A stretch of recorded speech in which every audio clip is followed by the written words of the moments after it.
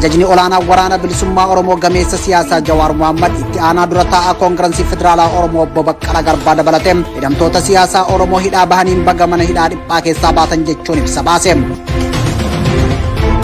Qondaalonni adda bilisummaa Oromoo olaanoon obbo Abdii Raggaasaa, Mikaa'el Booran, Kenneesaa Ayyaanaa, Lammii Beenyaa, Daawit Abdataa, Battee Urgeessaaf kanneen mana hidhaatti hafan cufte atantamaan akka gadhiifaman qeerroowwan kutaalee Oromiyaa adda addaa irraan yaada OMN'if kennaniin gaafachaatii jiru. Kaaba Oromiyaa Walloo aanaa Harxummaa Fursee dabalatee kanneen hafan biroo keessatti haleellaa tibba darbe bulchiinsi Abiyyi Ahmad raawwatee wal qabate haalli nageenyaa garas jiru tasgabbaa akka hin taane jiraattonni Oromiyaa miidiyaa neetworkitti himanii jiru. Qabsaa'aa fi sabboonaa Oromoo jabaa kan ta'an Dr. Baqqalaa Anniisaa du'aan addunyaa kanarraa godaananii jiru. Waa'ee isaanis waan isinitti himnu qabna. Haleellaa humni qilleensaa bulchiinsa Abiyyi Ahmad naannoo Tigraay irratti raawwateen namoonni 56 ajjeefamuun 30 kan ta'an madaa'uun qondaala TPLF Geetaachoo Raddaaf hojjettoonni gargaarsaa himanii jiru. Pirezidaantiin Eertiraa Isaayyaas Afwerqee raayyaan ittisa biyyaa Itoophiyaa waggaa darbeen xumura baatii waxabajjii Tigraay keessaa bahuun isaa kan hin eegnee fi tasa waan ta'eedha jedheetii jira.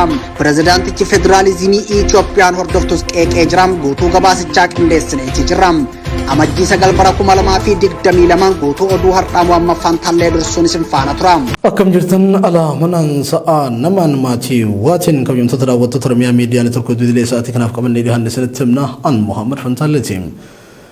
Hiikamu hooggantoota siyaasaa Oromoo gaggeessitoota kaafaa fi gaazexeessitoota OMN ilaalchisuun ajajni olaanaan ABO ibsa baase. Hidhamtoota siyaasaa lakkoofsa muraasa ta'an gadi lakkisuu qofaan biyyattii gara araaraatti geessuun akka hin danda'amne yaadachiiseera ibsi kun. Oduun kun akka itti aanutti isiniif dhiyaata. Hiikamu hooggantoota siyaasaa Oromoo gaggeessitoota kaafaa fi gaazexeessitoota Oromiyaa miidiyaa neetworkii ilaalchisuun ajajni olaanaan ABO ibsa baase. Hiikamu hooggantoota siyaasaa Oromoo gaggeessitoota kaafaa fi gaazexeessitoota OMN ilaalchisuun ajajni olaanaan ABO ibsa baase.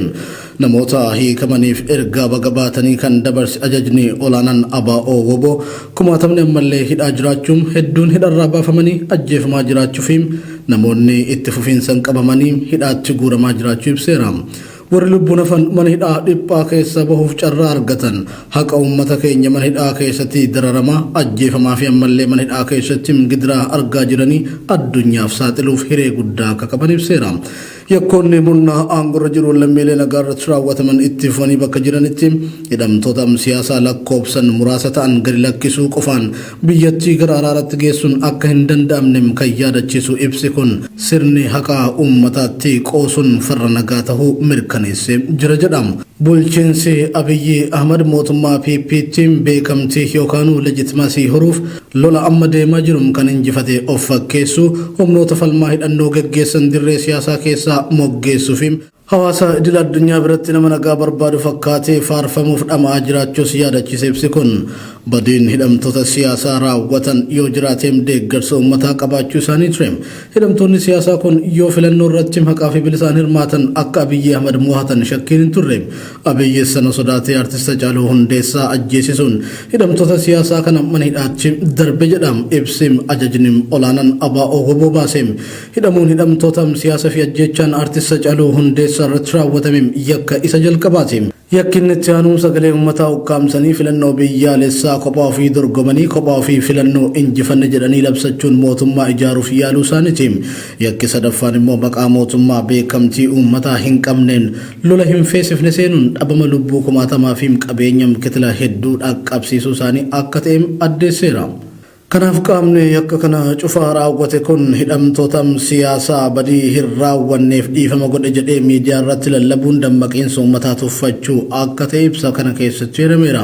Gaaffiin siyaasaa sabichaa furmaata dhabeem lola hamaa keessa seenamee wayitii jiru keessatti dinagdeen biyyattii burkutaahee sadarkaa jiguurra gahee wayitii jiru keessatti ilaalcha siyaasaa biyyi uummataan tuffatame wayitii bakka dhabetti dippiloomaasiin biyyoota dhihaa waliin jiru gadi bu'ee gargaarsi biyyoota addunyaa bakka addaan citetti jiruu fi jireenya uummataa wayitii gadadoo keessa seenee jiru kanatti tarkaanfilee xixiqqoon dhiifama badii malee godhamuun rakkoo bu'uuraa furra jedhanii yaaduun gowwummaadha jedhama. Ajajaan olaanaan ABO ibsa kana keessatti kisaaraa siyaasaa Itoophiyaa yoo tarreessu. Lolleen maburri bilxiginnaa geggeessaa jirum lafa gadi dhiisee qilleensarraan uummata nagaarratti boombii darbachuu qofaatti daangeffamee jira. Lola bifa kanaa immoo dhumarratti kan injifatu qaamuma deeggarsa uummataa qabu akka ta'e shakkiin hin jiru kan jedhu ibsi kun humnoota bilisummaa saba isaaniif hidhannoodhaan dirree irratti falmaa geggeessaa jiran dirree siyaasaa keessaa moggeessuunis kan hin dandamne ta'uu hima. Bara teknooloojiin guddatee jiru kana keessatti hawaasa idil addunyaa sobanii bira dabruun hin dandamu. Kanaaf nagaa waaraa fi gammachuu dhugaa argachuuf murteessan haqa argachuu ta'uu hubachuun haqa ofii kabachiisuuf ammoo qabsoo jabeessuu fi humna ta'uu yoomiyyuu qalbeeffachaa qabsoon kan itti fufu ta'uu dhaameera. Hidhamtoonni siyaasaa lubbuun jiraattanis qabsoo Oromoon haqaaf geggeessaa jiru daran tumsuun sagalee uummata bal'aa taatanii kanaan isiniif anjees bifa dandeessan maraan waardiyyaa haqaa akka taatan ajajaan olaanaan ABO waamicha godha jechuun ibsa kana goolabeera. Oduu kan itti aanuun qondaalonni adda bilisummaa Oromoo olaanoon obbo Abdii Raggaasaa Mikaa'el Booran Kennasaa Ayyaana Lammii Beenyaa Daawwit Abdataa battee urgeessa fi kanneen manidhaachi hafan cufte tattamaan akka gadhiifaman qeerroowwan kutaalee Oromiyaa adda addaarraa yaada OMN'f kennan gaafachuutti fufanii jiru. Dabalataanis qeerroowwan Oromiyaa sadarkaa godinaa fi aanaatti kumaatamaan hidhamanii jiran hiikamuu akka qaban gaafatan. Inni biraa immoo ajjeechaan kutaalee Oromiyaatti wayitii amma bifa haaraan raawwatamaa jiru. Saamichi qabeenya fi duulli babal'ifannaa lafaa fi xaaliyyii Amaaratiin aanaalee Oromiyaa daangaa naannoo Amaaraarra jiran irratti geggeeffamaa jiru hatattamaan yoo hin dhaabbanne nageenya biyyattii keessatti bu'uu kan dandeenyem yaada kennanii jiru. Qeerroowwan Oromiyaa gidduu kanneen OMN dubbisem Shawaa Bahaanaa Fantaalee fi Boosat Wallagga Bahaanaa Giddaa Ayyaanaa Kiramuu Amuruu Guutoo Giddaa Ebantuu Agamsaa fi Haroolli immoo aanaalee saamichi lafaa fi xaaliyyii Amaaratiin irratti raawwatamaa jiran keessaa isaan muraasadha. Komishiniin mirga namummaa Itoophiyaa ajjeechaa jila gadaa Meechillee tuuta abbootii gadaa Karrayyuu irratti raawwatame ilaalchisuun ogeessota garas ergee qorannoo deemsiseen ajjeechaan suukanneessan raawwatamuu mirkaneesse.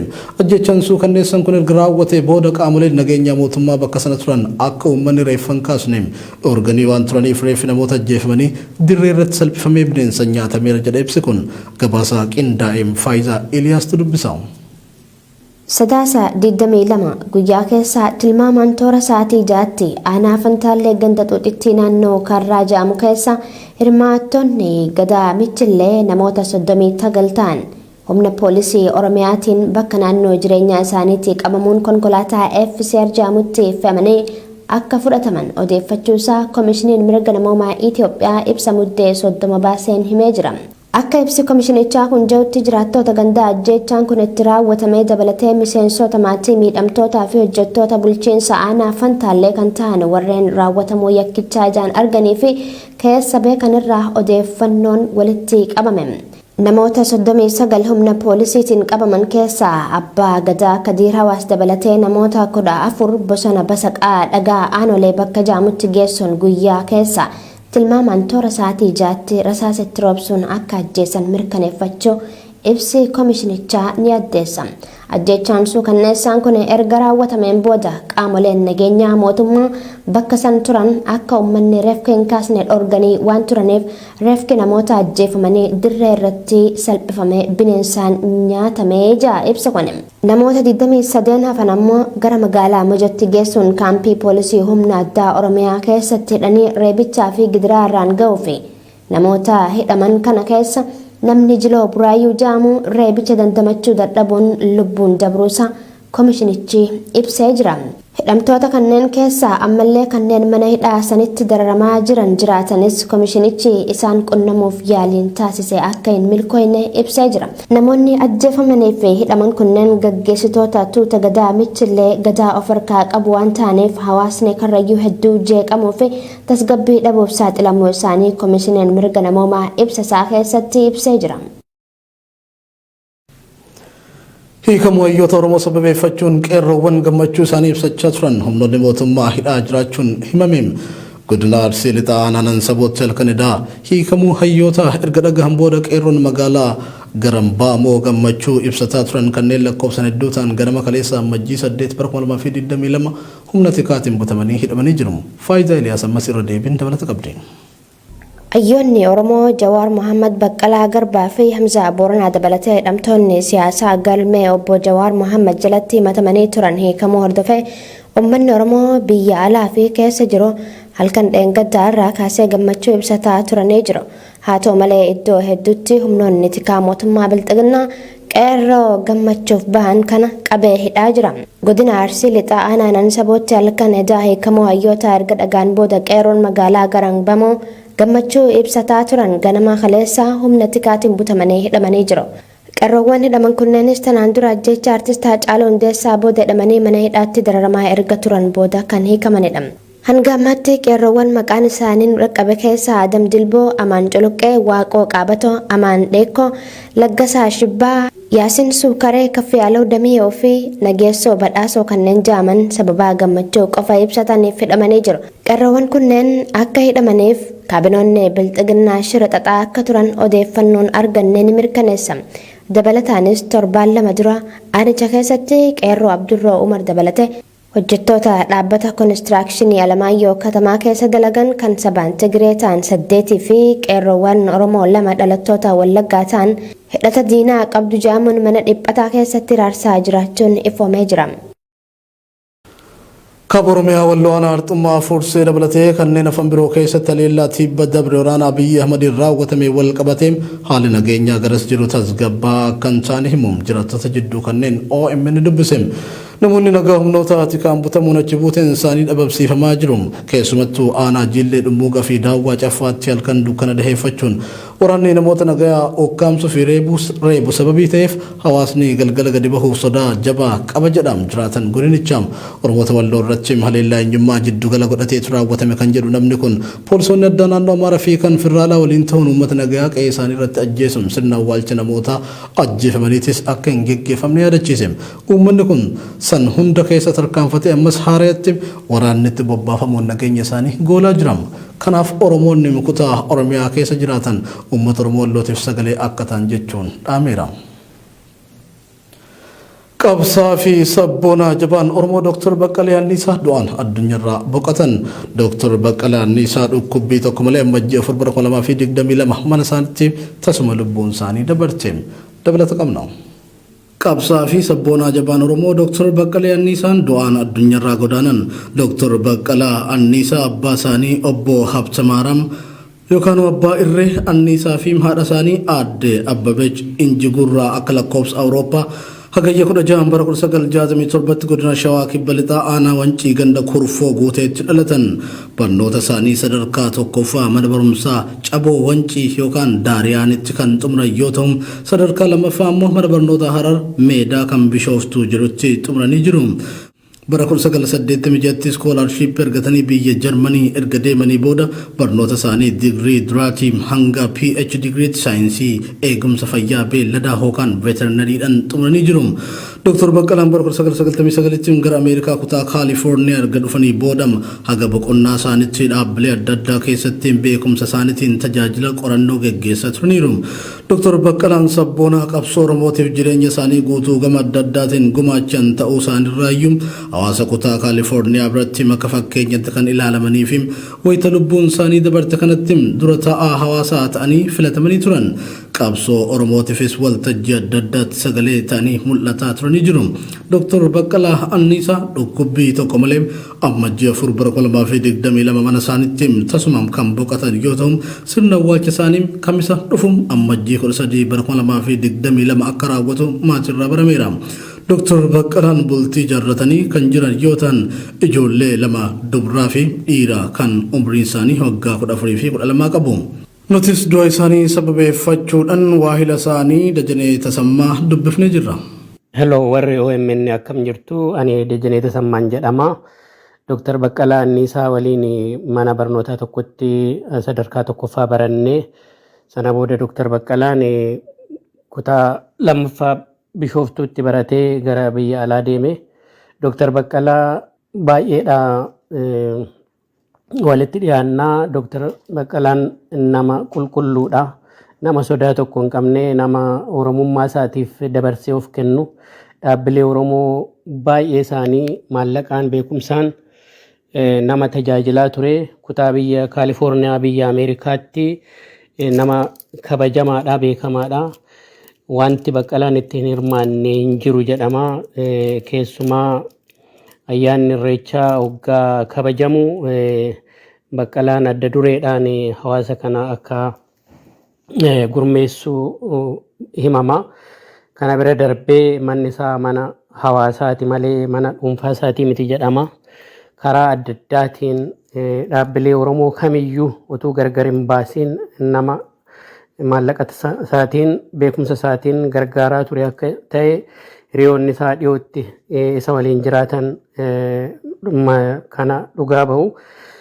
Kana bira darbee nama waa tokko waan Oromoo ilaallatuun sodaa hin qabne nama fakkeessuudhaaf jedhee nama gammachiisuudhaaf jedhee waan hin taaneen hojjenne nama qulqulluu beekamaa nama waan jedhetti cichee waan Oromummaa irratti cichee hojjetu akka ta'e ammumayyuu karaa adda addaatiin boordii dhaabbilee adda addaa keessatti akka hirmaatu akka hawaasa kana tajaajilu karaa biraatiinis immoo hidhamtoota Oromootiif sagalee ta'aa akka ture ennaa uummanni biyya alaa jiru kun waan adda addaa sagantaa adda addaa qopheessuu hidhamtoota Oromootiif sagalee ta'uudhaan nama dammaqinaan hirmaataa ture. Dr. Baqqalaan Amajjii 4 bara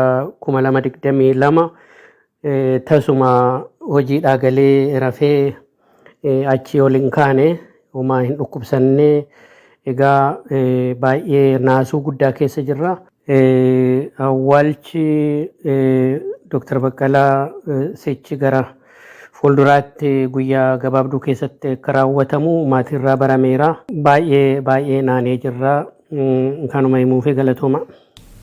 Baqattoonni Oromoo biyya Yemen magaalaa Adan keessa jiraatan rakkoo fi gidiraa keessummeessaa jiran keessatti hidhaa hiikamuu hayyoota fi hidhamtoota siyaasaa Oromoof gammachuu itti dhagame ibsatan.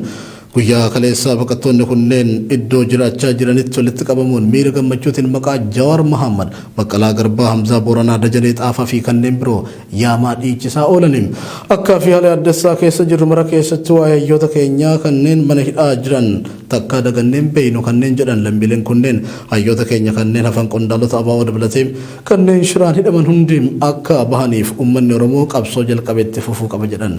Gabaasni kanneen Umar Ture. Pireezidaantiin Eertiriyaa Isaayyaas Afwerqi raayyaan biyya Itoophiyaa waggaa dabre xumura baatii waxabajjii Tigraay keessaa bahuu isaa kan hin eegne fi tasa waan ta'edha jedheem. Waggoota 30 oliif biyya handaara galaanaa Eertiriyaa kan bulchaa jiru Isaayyaas Afwerqi gaaffii fi deebii TV Eertiriyaa irratti taasisee waraanni Eertiriyaa kan gara Tigraay seene misaa'ila TPLF dhukaase hordofeeti jedheem Siraaj Sabaaf dabalata qaba. waggoota 30 oliif biyya handaara galaanaa Eertiraa kan bulchaa jiru pirezidaantiin Eertiraa Isaayyaas Afwerqi gaaffii fi deebii TV Eertiraa irratti taasiseen waraanni Eertiraa kan gara Tigraay seenee misaa'ila TPLF dhukaase hordofeeti jedheem. Pirezidaantiin Eertiraa Isaayyaas Afwerqi raayyaan ittisa biyya Itoophiyaa waggaa darbee xumura baatii waxabajjii Tigraay keessaa bahuu isaa kan hin eegnee fi tasa waan ta'edha jechuun dubbateem. TPLF Eertiraa keessaa bakkeewwan 100 ol irratti xiyyeeffatee ture kan jedhe bulchaan Eertiraa Isaayyaas Afwerqi haleellaa kana ofirraa qolachuuf lolatti seenne jedheem. Gaaffii fi deebii kana irratti ka'umsa lolichaa kan dubbate pirezidaantiin Eertiraa Isaayyaas Afwerqi humnoonni TPLF akka lakkoofsa Itoophiyaa onkoloolessa 24 raayyaa ittisa biyya Itoophiyaa ajaja kaabaa irratti haleellaa raawwatu himem. Haleellaa TPLF kana hordofee miseensonni raayyaa ittisa biyya Itoophiyaa 5,000 hamma 6,000 gahan gara Eertiraa baqachuu isaanii dubbateeti jira. Biyyi isaanii dhimma Itoophiyaa kan isaan yaaddessu waraana Itoophiyaatti ka'e qofaaf osoo hin taane seenaa dheeraa kan qabu ta'uu yoo himu pirezidaantiin Eertiraa sirnoonni kana dura Itoophiyaa keessa turan uummata Eertiraa miidhaa turanii jiru jechuun komateetii jira. Bulchiinsa mootii Haayile Sillaasee irraa eegalee sirna TPLF yookaan Addawaayii keessatti adeemsi uummata Eertiraa miidhuu jiraachuu isaa gaaffii fi deebii kana irratti dubbateetii jira.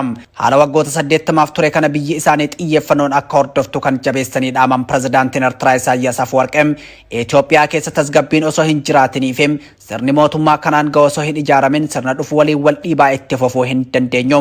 Kanaaf gahee keenya gumaachuu waan qabnuuf gadi teenyee waan ilaalluu miti jechuun dubbatanii jiru.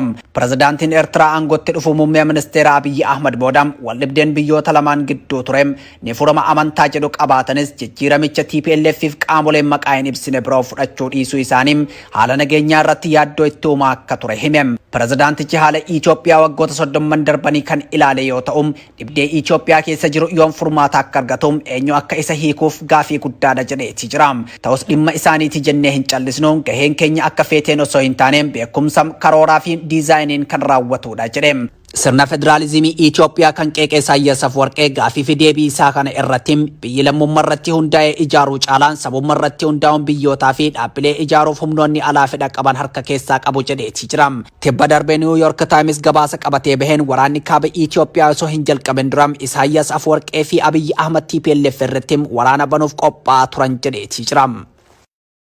Halillaa qilleensaa naannoo Tigraay keessatti buufata baqattootaa irratti raawwatameen namoonni 56 ajjeefamuu fi 30 kan ta'an madaahuu hojjettoonni gargaarsaa himan. Dubbi himaan TPLF Geetaachoo Raddaa gama isaatiin halillaa guyyaa sanbataa kaampii baqattootaa irratti raawwatame kanaan lubbuun namoota 56 dabruu toora Tiwiitaraa isaa irratti himeerama. Gama mootummaatiin halillaa kan ilaalchise hanga ammaatti wanti jedhamee hin jiru. Naayimaa Marga gabaasa BBC qindeessitee jirti. Waraanni humnoota lafoo Itoophiyaa fi finciltoota Tigraay gidduutti gaggeeffamaa ture yeroof kan dhaabbate fakkaatullee haleellaan qilleensaa iddoowwan humnooti Tigraayin qabaman irratti gaggeeffamu itti fufee jira. Haleellaa qilleensaa naannoo Tigraay keessatti buufata baqattootaa irratti raawwatameen namoonni 56 ajjeefamuu fi 30 kan ta'an madaahuu hojjettoonni gargaarsaa himani. Suuraaleen miidiyaalee hawaasummaa irratti mul'atanis erga haleellaan ja'ame kun mana barnootaa magaalaa Daddabiit kan naannoo Tigraay irratti raawwatameen booda namoonni yoo wal'aansa argatan agarsiisa. Gama mootummaatiin haleellaa kana ilaalchisee hanga ammaa wanti ja'ame hin jiru. Humnootiin mootummaa waggaa tokko oliif finciltoota Tigraay keessaa waliin kan wal waraanaa turan yoo ta'u kanaanis kumaatamni lubbuu isaanii dhabanii jiru. Hojjettoonni gargaarsaa madda oduu Rooyitersiitti akka himanitti haleellaa sanbata kaleessaa Amajjii 8 bara 2022 raawwatameen namoonni hedduun ajjeefamuu isaanii aangaa'onni naannichaa mirkaneessanii jiru. Dubbi himaan TPLF Geetaachoo Raddaa gama isaatiin haleellaa guyyaa sanbataa kaampii baqattootaa irratti raawwatame kanaan lubbuun namoota 56 dabruu toora Tiwiitara isaanii irratti himee jira. Haleellaan kun maaliif mana barnootaa irratti akka raawwate ilaalchisee wanti ifa ta'e hin jiru. Mootummaan Itoophiyaa kanaan dura namoota nagaa irratti xiyyeeffachuu haalee ture. Guyyaa jimaata dheengaddaa ammoo mootummaan qondaalota adda waraana bilisa baasaa Tigraay duraanii fi obbo Jawar Muhammed faa dabalatee qondaalota siyaasaa ijoo biroo hedduu hidhaarraa hiikuun isaanii ni yaadatama. Abiy Ahmad gama isaatiin tarkaanfiin kunis araara biyyoolessaa gaggeessuu fi tokkummaa jajjabeessuu fi ijaanii ture. Waraanni naannoo Tigraay sadaasa 4 bara 2022 kan eegalame erga Abiy Ahmad raayyaan ittisa biyyaa humnootii Tigraay irratti tarkaanfii akka fudhataniif ajajaniin booda ture. Innis deebii tarkaanfii humnootii finciltootaatiin raayyaa biyyaa kaaba biyyattiitti buufatee ture irratti raawwatameetii ja'anii ture. Muddamni kunis erga wal dhibdee mootummaa Abiyyii fi aangaa'ota TPLF gidduutti baatiiwwaniif gaggeeffamaa tureen booda gara waraanaa guutuutti kan ce'e. Sababii waraanaa kanaanis namoonni miiliyoonotaan lakkaa'aman kan bakka jireenyaa isaanirraa buqqa'an yoo ta'u naannichatti dhiyeessitii wal'aansaa dabalatee deeggarsi namoomaa hatattamaa kan barbaachisu ta'uu dhaabbanni mootummoota gamtoomanii UN akeekkachiisee jira. BBC wabeeffanne. Egaa kabajamtoota fi daawwattoota OMN oduuleen keenyarraa kana fakkaata oducha isinitti mul'isu wajjin kan ture Muhammad Fantaalati gama ogummaa teeknikaatiin Tuujii Mahammad Tunfaana ture fayyaa ta'aa.